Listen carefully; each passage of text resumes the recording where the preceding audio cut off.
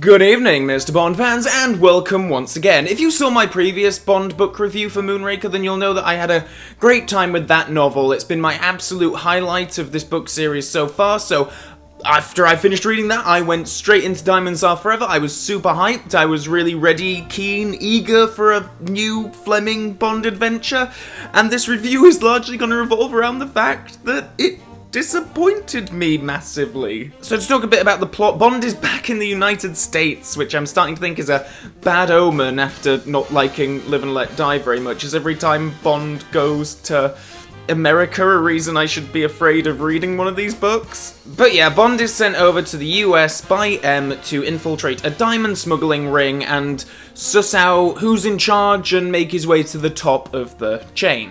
Bond is undercover on this mission as Peter Franks, which, when I first went into it, I thought, well, this will be kind of interesting to see how Bond is when he's undercover, playing a different part, as it were, but it doesn't actually have much of a bearing on anything. He quite quickly starts going by the name James Bond anyway, so the whole idea he's undercover, he doesn't change aspects of his personality or anything. It's just a wasted opportunity. I guess this was a conscious thing on the part of Fleming so that the reader wouldn't be confused between the different names, and conversations could have gotten very convoluted very quickly if people were referring to each other by different names than what we knew them as.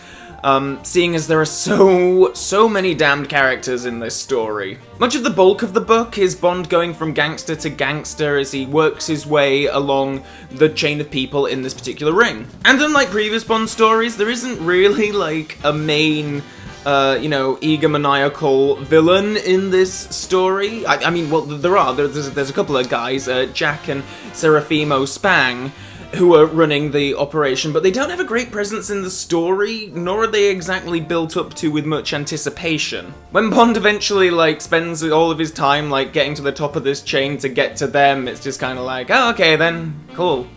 Guys, I guess I'll kill you now. During all this, gangster schmoozing and baiting, there's a load of tangents where, Bond goes to a race course to receive a payment on, a rigged horse race. There's a jockey who's attacked in a mud bath, and there's a lot of gambling in Vegas, and this all, works its way into the story in various ways until Bond eventually gets to the main guys at the top of the ring, but overall, I'm just super bored during vast passages of this book. There is an awful lot more Fleming commentary on how awful he thinks America is. Of all the books that I've read so far, I feel like this one feels the most like a Fleming travel diary that he got back from a holiday and was like, oh, I'll fit a story around this.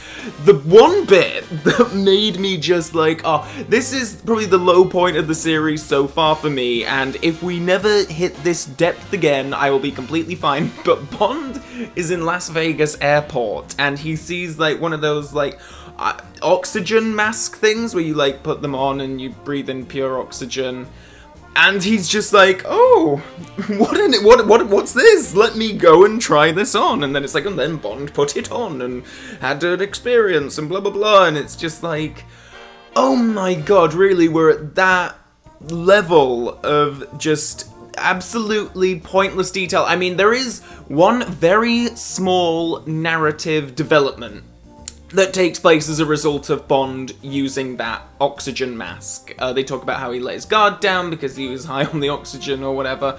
But it's just such a obvious, Fleming obviously just wanted to write about this, so he just put it in the story, and then how do I actually tie this in? How do I actually make this make sense with the plot? And he does it in such a lazy way. Bond uses a frigging oxygen mask in Las Vegas airport, for goodness sake.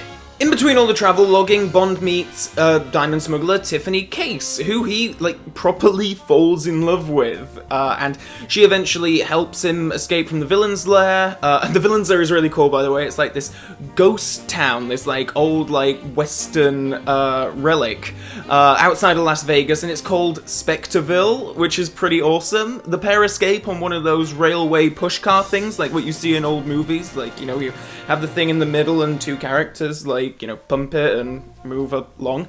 And then Serafimo Spang pursues them in this massive old, like, western train, and it's the best chapter of the book by far. It's my absolute highlight.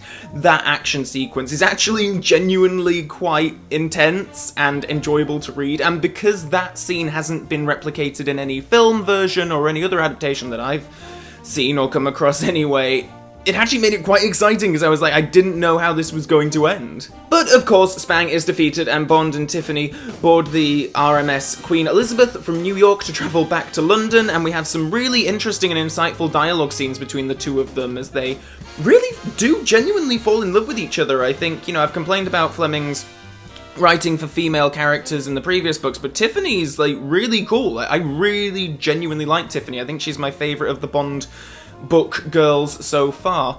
There's one bit where they're talking about what love means to the both of them. They're talking about marriage, and there's a really great quote from Bond explaining, like, why he will never get married, basically, about, like, people think of it as, adding two people together, but Bond sees it as one person being subtracted. And that's just so telling. That's so Bond. I really love that. I guess he's going to be eating his words when he gets to Majesty's Secret Service, but we'll see how his attitude changes over the course of the books, I suppose. It's really only from the train sequence onwards that I actually start enjoying this one. Two homicidal homosexual killers appear, Mr. Wint and Mr. Kidd, and Bond must rescue Tiffany from them, and I was really interested when I read that much of the end of the book was actually added by Ian Fleming after he thought he'd finished. Like, I guess he thought of the train chase sequence as being the end of the book, and then someone was obviously like, oh no, hang on a minute, you need to, like, add more here. Which is quite baffling to me, because all the interesting stuff about Bond himself is in those last few chapters. I could have quite happily read a dozen more chapters like that of just Bond and Tiffany just talking and whining and dining each other on this cruise ship. It's really well-written, compelling stuff. The book ends with Bond taking out the other Spang brother by shooting down his helicopter and apparently shacking up with Tiffany, as Bond finally ends one of these stories by getting together with a girl, which is pretty cool. And it's not like in the movies where it's clear that this is like a one-time thing. He properly falls in love with Tiffany. So it's a happy ending to the plot, but how does our main character fare in this particular adventure? As I just mentioned, I think that the most interesting material regarding Bond comes towards the end of the book. The conversations between him and Tiffany are witty, insightful, engaging, and sympathetic. Love, love, love those chapters of the book. It's just a fantastic read. I think I read that whole, like, last section in one sitting. It was so good. Otherwise, he's his usual Bond self, except with a little bit more venom and bite as to certain aspects of American culture and people and ways of life that he takes great umbrage with. It gets to a point where he's, like, practically frothing at the mouth with rage at certain things that he sees or comes across in, like, American diners or whatever. It's just... yeah, I don't know. I like it when Bond goes to a country and actually gets something out of the culture and isn't just sort of bitching and complaining about it every step of the way. Pretty much. There are some exceptions, though, admittedly. There are some almost interesting moments when Bond is complaining to himself about how he hates being undercover and he doesn't like this job and he can't wait for this particular mission to be over. You and me both, Mr. Bond. But these don't really mean much when, as I say, he never really feels like he is undercover. I guess it doesn't help me enjoy the adventure anymore when the main character of the adventure is kind of getting nothing out of it. And there are a few parts in the book where he's just like, I can't wait to get back to normal, just kind of sick of this whole thing. And it's like, how am I supposed to be enjoying this adventure when you're not getting anything out of it? Not that I necessarily want Bond to be gung-ho, woohoo, murdering people, but it's just the negativity that he's expressing towards the story, plus the negativity that I'm experiencing from reading the story, it doesn't gel well. Something that I actually do really appreciate about this story in particular, and about Bond in this story, is that I genuinely do feel like he falls in love with Tiffany, unlike, let's say, Gala Brand in the previous book. His internal monologue and feelings about her read well and make sense to me. I buy that he would want to be with this lady more than Gala, Solitaire, and even Vesper. And a part of that is just because Tiffany is quite well written as far as women go in these books. So, with that in mind, let's move on to the supporting characters, shall we?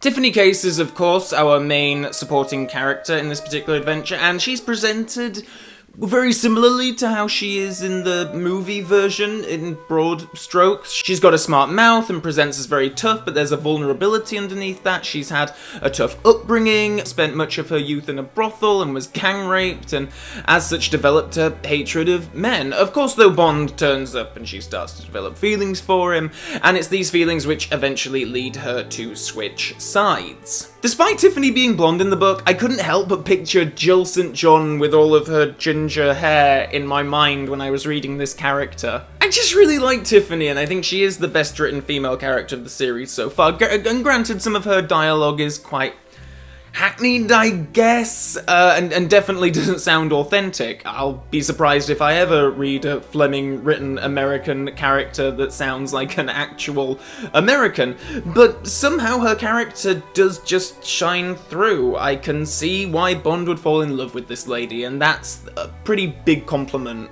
to my mind. Otherwise, in pretty big news, we see the return of Felix Leiter after the shark attack of Live and Let Die. He has a prosthetic leg and a hook for a hand, and by Fleming's usual standards, those kind of handicaps should warrant him one of the biggest villains on the planet. But he's no longer a CIA agent, and he's working as a private detective.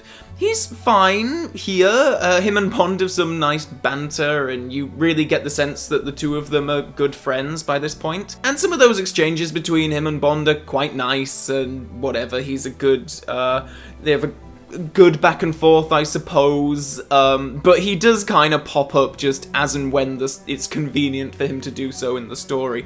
Especially, there's a moment towards the end when Bond and Tiffany have escaped from the train chase, and he just, like, pops up. He's just like, oh, hello, guys. Yeah, heard that, there was some trouble going down. Here I am, just passing by, and here you are. Hop in. As far as the villains go in this story, as I said earlier on, there are so many gangsters and ne'er-do-wells throughout the story that there's really no time to develop any of them properly, I don't think. Honestly, I'm doing this like a few weeks after reading the book, and when it comes to the Spang brothers, the main villains, I'm having trouble recalling any interesting characteristics about them at all. The only villains that stand out, and maybe this is just because I recognize their names from the movie, but it's Mr. Wint and Mr. Kidd, and they do have a pretty good presence, but even then they don't show up until like halfway through the story, and there's nothing terribly remarkable about them, except they wear hoods and they're gay, but that's not exactly a substitute for character, really. But, that's kind of Fleming. He loves, like, talking about, where people came from and what their families were like and all that kind of stuff. So that's kind of how he defines characters, basically, what you're born into and how you're born. So I guess he thinks that just telling us that they're gay makes them, rounded characters in some way. Diamonds Are Forever was, of course, adapted into Sean Connery's final official Eon Productions entry in the series. There are quite a lot of differences between that film and the novel, but there are also a lot of similarities. I get the sense that the filmmakers really did cherry-pick very specific moments from the book to adapt them to the screen. And needless to say, I find the film version of Diamonds Are Forever vastly more enjoyable than the novel. In both versions of the story, Bond is working his way up a diamond smuggling ring, but what he finds when he reaches the end is very different. The Spang brothers aren't in the movie, of course, where Blofeld returns as the main villain, and the whole diamond satellite thing is an invention purely for the screen, but I'm quite glad that they went there with the film. It's very silly, obviously, but it does give the story a grander scope, and also justifies Bond's presence in the story, as it makes it a much higher stakes story. One of Bond's complaints throughout the book is that he doesn't feel like this mission is suitable for someone of his skills and experience, and I quite agree. There are characters with the same names, like obviously Tiffany, Wint and Kidd, Shady Tree being the most recognisable, and the characters on screen are very similar to their, novel counterparts in broad strokes, but significantly campier. If there's one aspect of the book that I'd really love to see translated to screen sometime, but I don't know if I ever will, it's the whole villains base towards the end of the book. I mean, the big western ghost town thing is just so cool, and the guy trying to run Bond down in this big old steam train is ridiculous, but it's much more exciting than the climax that we actually get in the movie on Blofeld's oil rig. So, I mean, you know, the book does win out in that particular aspect, I guess. It has a pretty amazing climax. It's just a shame that I didn't really find much enjoyment in what came before that. So, I think I've made my thoughts on this quite clear, but just to reiterate in summary, it was such a difficult slog getting through this book. I know I gave Live and Let Die quite a, you know, a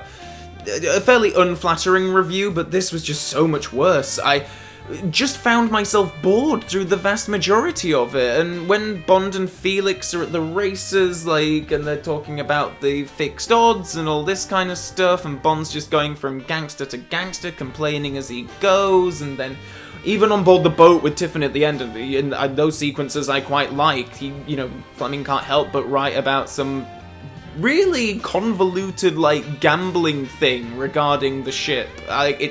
It's too complicated, I didn't understand it, but it takes up so much of the book, and fundamentally, I just don't care. Quite honestly, just thank goodness for Tiffany and that, you know, quite exciting final quarter of the book, because otherwise I would have come away from this with absolutely nothing. If you're a Bond completist, then obviously this is compulsory reading, but if you're just looking to read the best that Fleming has to offer, then I say stick to Casino Royale and Moonraker and give this one a pass. But it's not all bad, because next time we'll be talking about From Russia With Love, which was actually the first Bond book I ever read back when I was a teenager, and I remember, you know, 14, 15, 16 really loving it. I've not revisited it since then, so I'm really looking forward to the read-through again, and hoping that I have a similar fun experience with it this time round. So, if you're a fan of Diamonds Are Forever, let me know in the comments below. I got the impression that this one was not terribly fondly thought of amongst the fandom, but actually when I was talking about this on my Facebook page with people, I get the sense that it actually does have its fans. So if you're one of those fans, let me know why in the comments below, always curious to hear. But until next time, Bond fans, so long for now.